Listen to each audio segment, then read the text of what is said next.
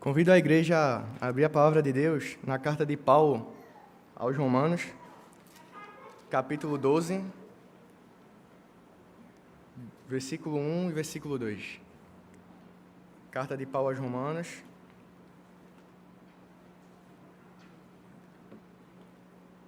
capítulo 12, veremos o versículo 1 e o versículo 2. Após a leitura, eu queria convidar as crianças e as professoras para que a gente possa estar orando por esse momento de pregação da palavra e também do momento que as crianças vão ter lá atrás, com as professoras ouvindo também a palavra do Senhor. Romanos 12, de 1 a 2, diz assim a palavra de Deus: Rogo-vos, pois, irmãos, pelas misericórdias de Deus, que apresenteis o vosso corpo por sacrifício vivo, santo e agradável a Deus, que é o vosso culto racional.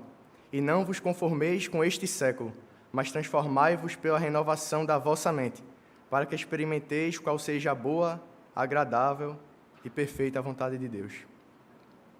Queria convidar as crianças aqui à frente, as professoras. Oremos.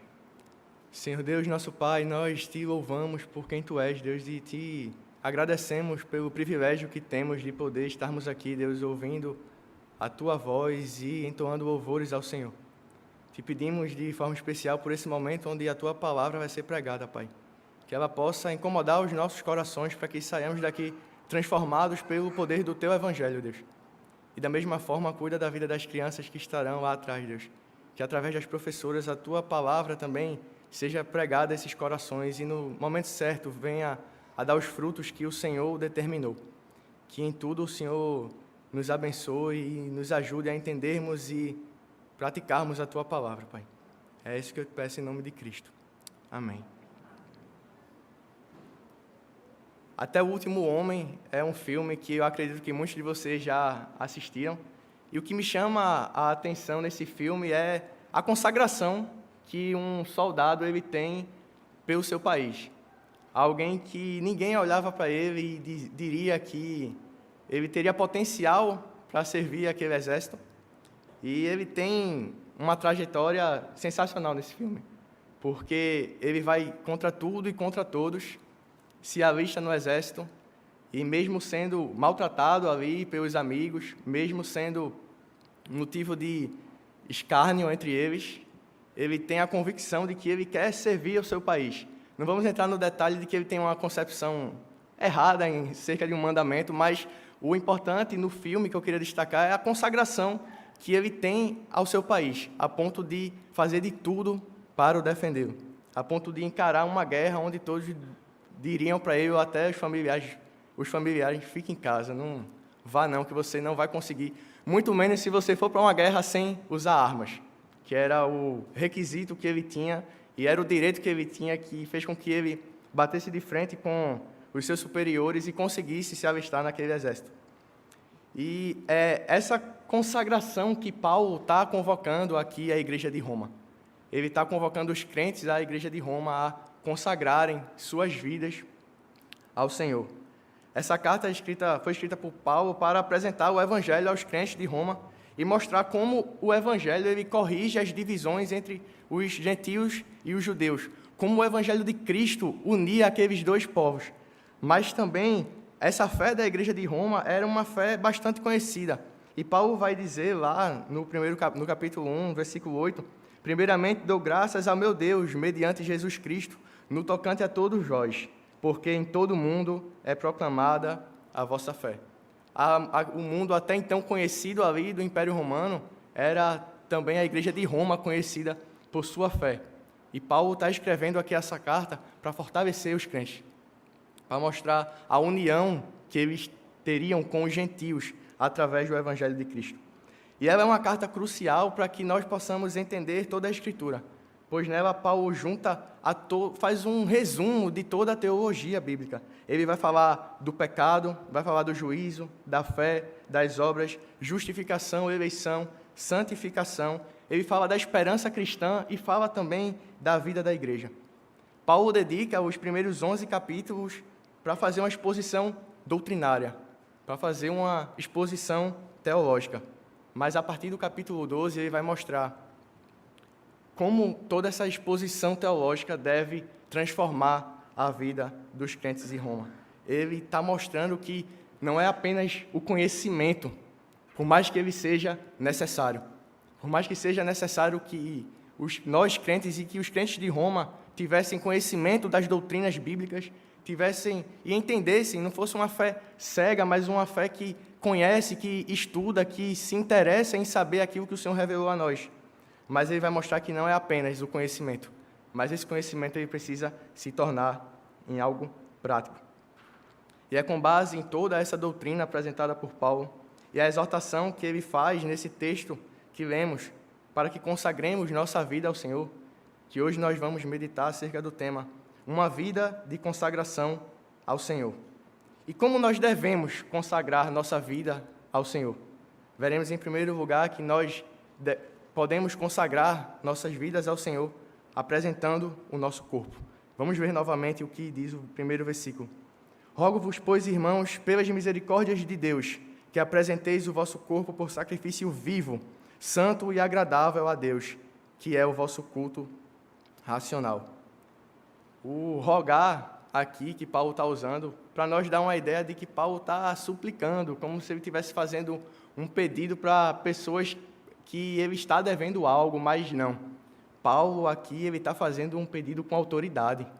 Ele está rogando aos irmãos, ou exortando os irmãos, convocando aquela igreja a apresentar os seus corpos diante do Senhor.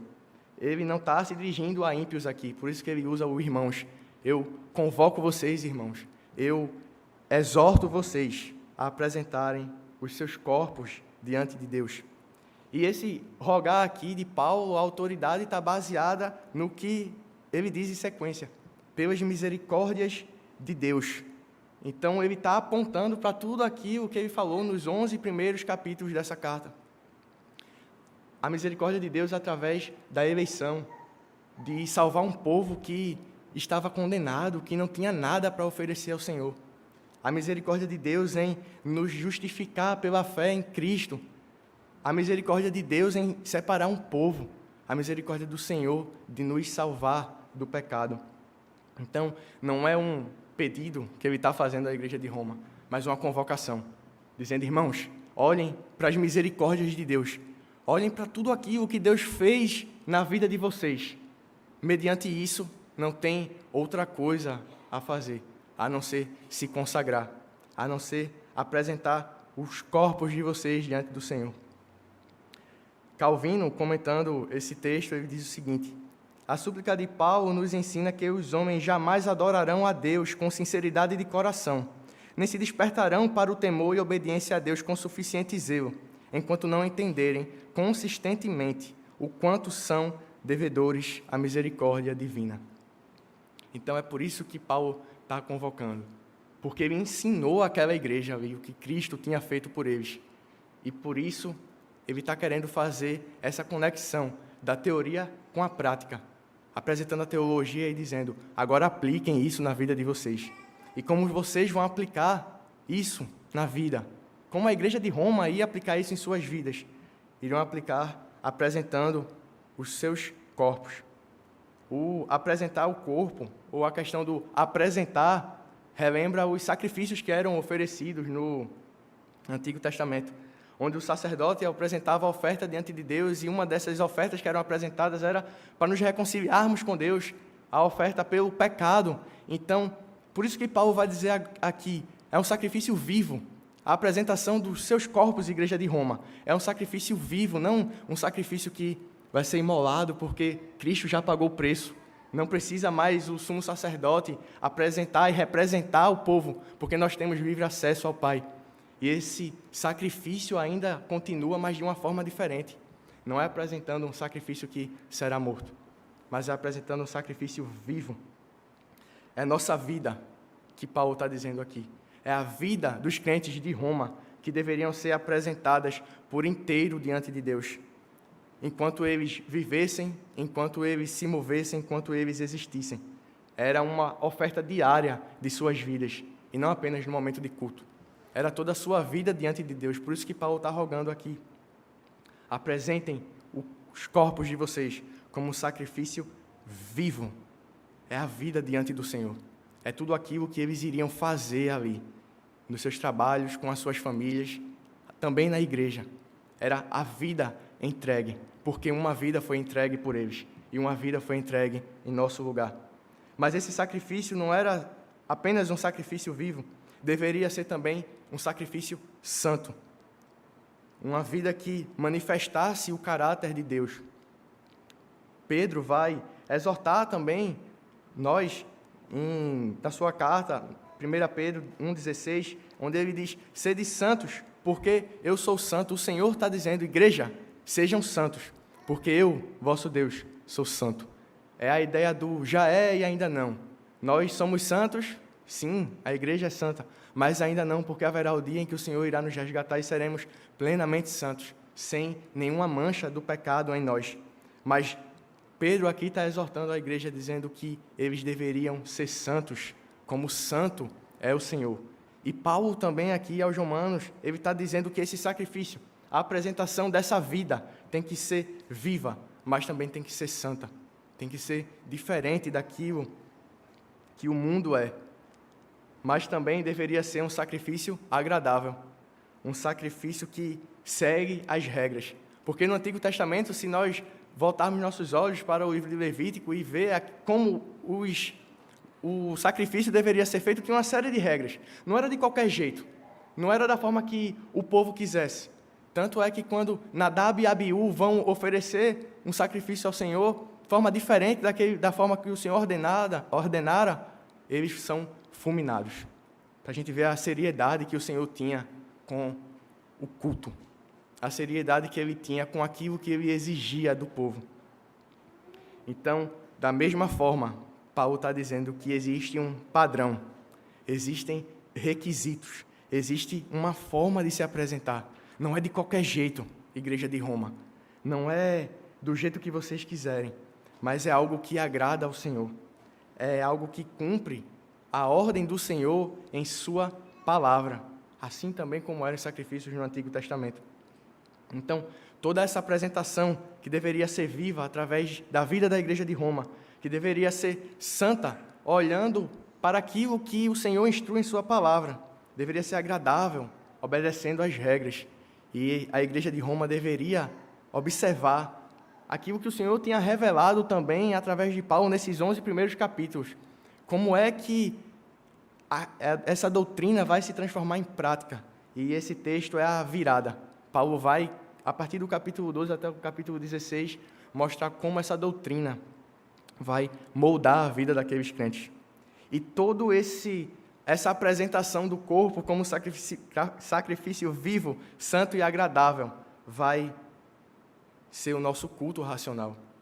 Vai ser uma mente ativa, que vai consagrar a vida ao Senhor, baseada na misericórdia, baseado naquilo que Ele fez, porque nós vamos olhar para toda a obra de Cristo. Vamos olhar para as nossas vidas e, vendo aquilo que Ele fez em nossas vidas, nós não podemos ter outra reação, a não ser apresentar os nossos corpos diante do Senhor e dizer: Senhor, me usa na Tua igreja. É o meu corpo. Eu sei aquilo que o Senhor fez por mim, eu preciso Te servir. Então, é um culto racional, porque não é só no domingo, quando a gente está aqui reunido. Não é só aqui na Igreja da Encruzilhada, mas deve ser nossa vida de segunda a segunda, todos os dias da nossa vida diante do Senhor. É quando nós estamos fazendo as coisas mais simples, como levando um filho ao colégio, como indo ao colégio ou à universidade, ou até fazendo algum serviço em casa.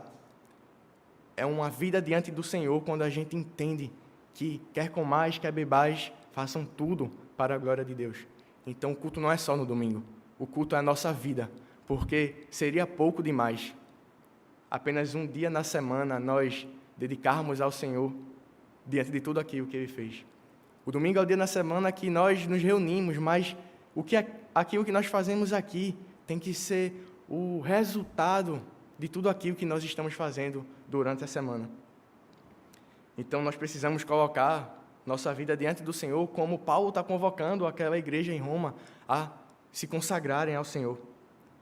Nós devemos dedicar nossas vidas para o avanço do seu reino, para o avanço da igreja, para que outros irmãos cheguem, para que os irmãos se fortaleçam, para que a igreja avance através da nossa dedicação, através daquilo que entendemos que o Senhor fez por nós. Então nós nos dispomos, porque entendemos que somos devedores.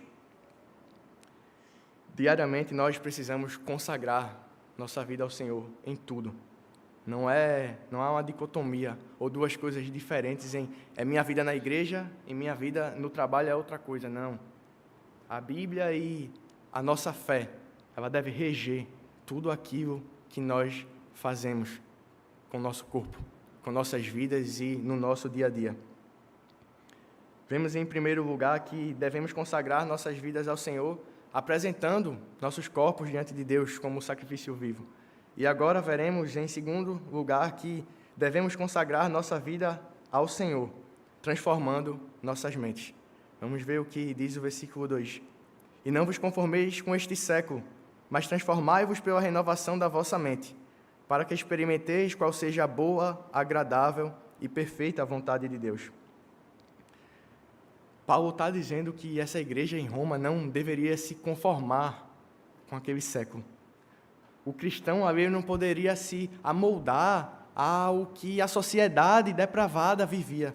Ele deveria ser diferente. Ele deveria ter uma maneira diferente de pensar e não ser influenciado pelo pensamento vigente daquela época. Ele não deveria se conformar como se aquilo ali fosse normal, como se a perseguição à igreja fosse normal, como se a imoralidade que também existia naquela época fosse algo normal.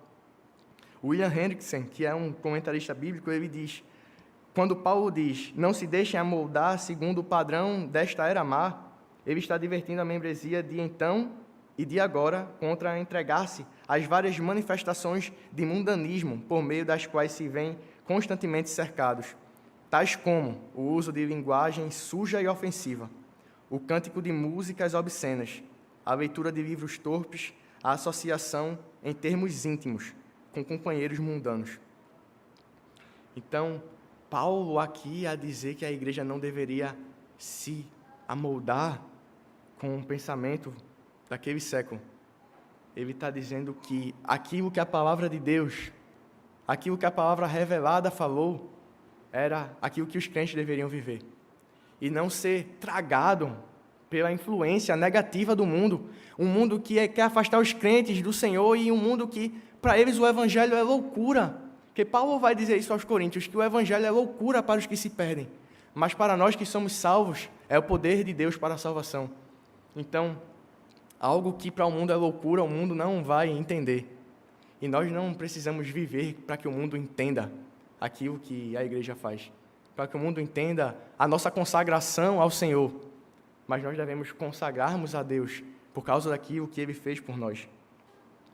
Mas não é somente o não se conformar com aquele século que Paulo está dizendo aos crentes de Roma e que também nos instrui hoje, diante de uma era má, onde o mundanismo, muitas vezes, sutilmente, ele entra na igreja de uma forma que a gente nem percebe. E influencia-nos a tal ponto de que, muitas vezes, é difícil diferenciar um crente de um ímpio. Porque, diante de tão grande influência, às vezes nós agimos feito eles.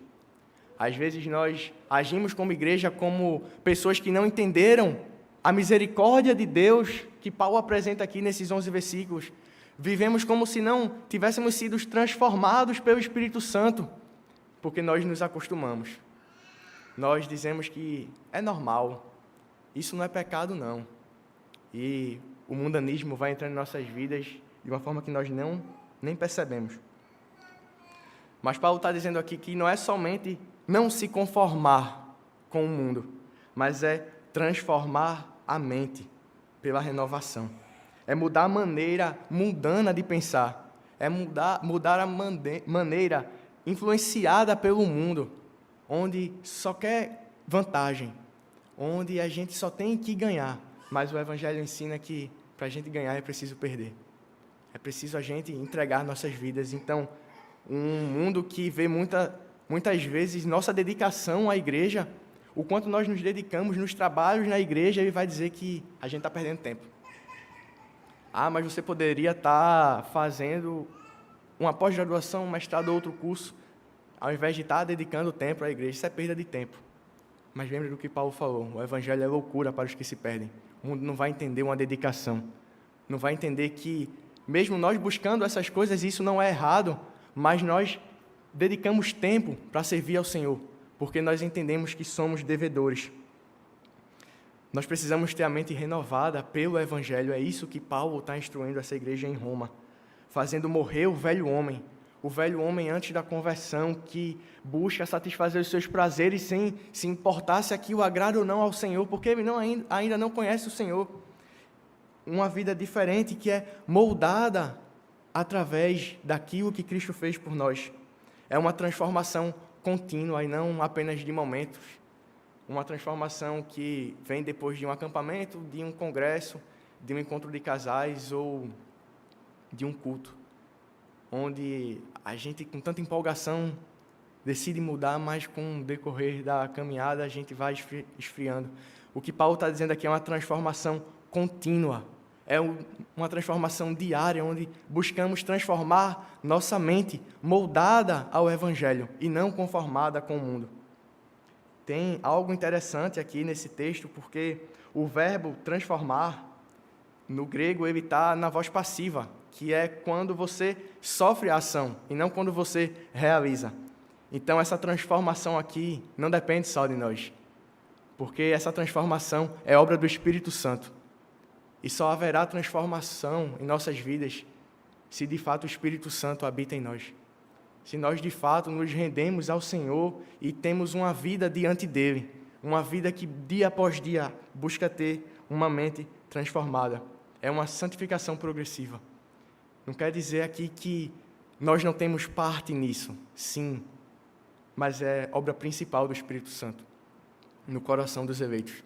Mas nós buscamos essa santificação quando nós nos colocamos diante de Deus, buscando fazer aquilo que Ele requer de nós, buscando fazer aquilo que Ele ordenou em Sua palavra. Participamos dessa transformação porque nós precisamos buscar o Senhor como se dependesse de nós, buscar a santificação como se dependesse de nós, usar todas as nossas forças e tudo aquilo que nós temos ao nosso favor, mas precisamos também entender que não depende de nós, mas sim do Espírito Santo.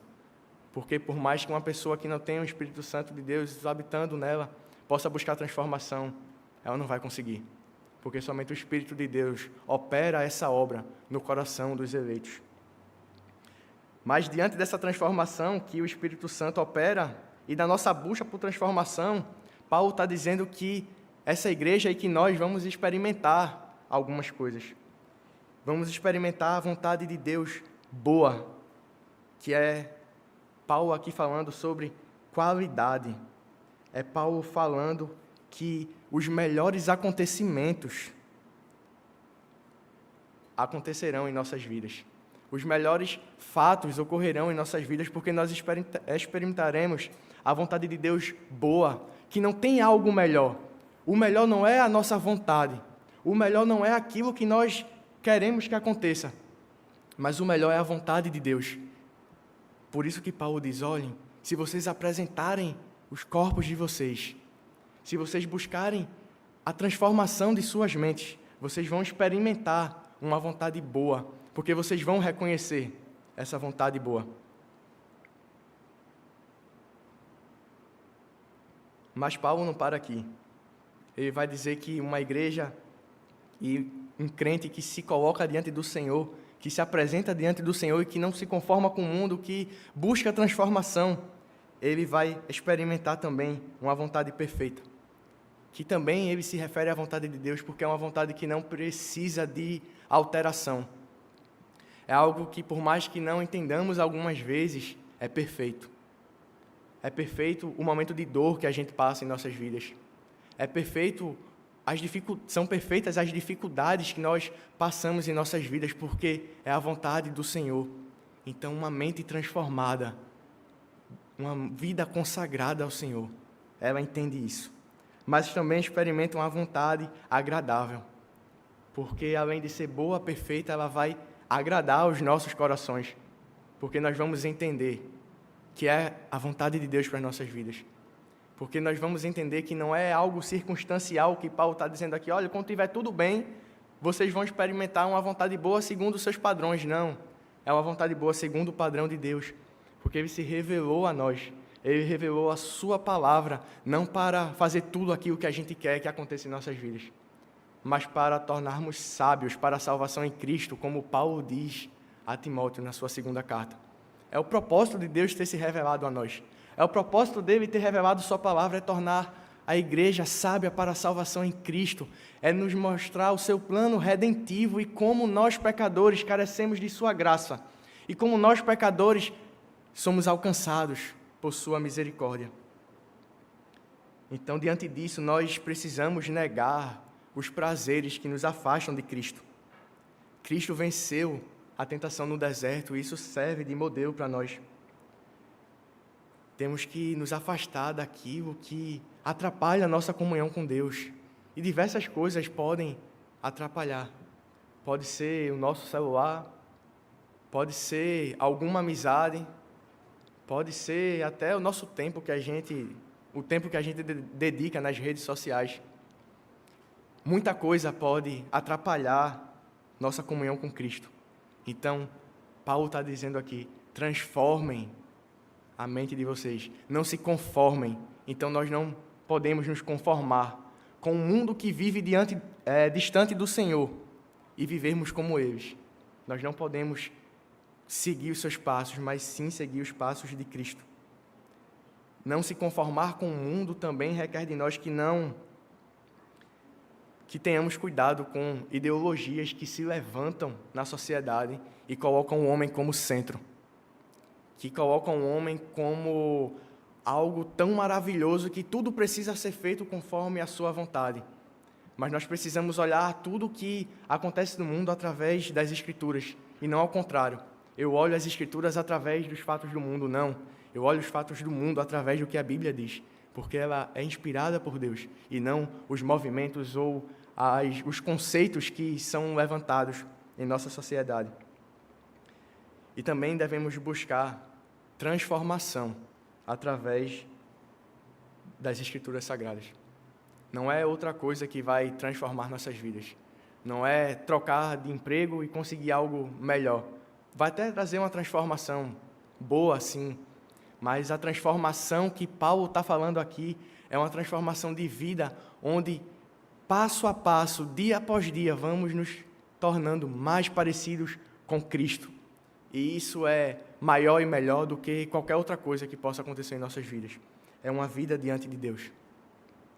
Diante dessa exposição, eu queria propor 2 desafios aos nossos corações, diante de tudo aquilo que podemos meditar nessa noite. E o primeiro desafio é que nós, como igreja, possamos nos disponibilizar ao serviço do Senhor. Servir não pode ser encarado como um enfado, como algo que é cansativo e que não nos dá prazer. Mas servir ao Senhor deve ser prazeroso aos nossos corações. Deve ser prazeroso estar preparando uma aula para a escola dominical. Deve ser prazeroso sair de casa e vir para um ensaio do grupo de louvor coral, ou se preocupar com a vida de pessoas através de um pequeno grupo, ou com diversos serviços que nós temos disponíveis em nossa igreja. Nós não podemos nos acostumar em sair de casa, sentar no banco, ouvir uma pregação, cultuar o Senhor, voltar para casa e não nos envolvermos com a igreja de Deus. Porque quando a gente não se envolve, muito provavelmente, nós não entendemos de fato o que Cristo fez por nós.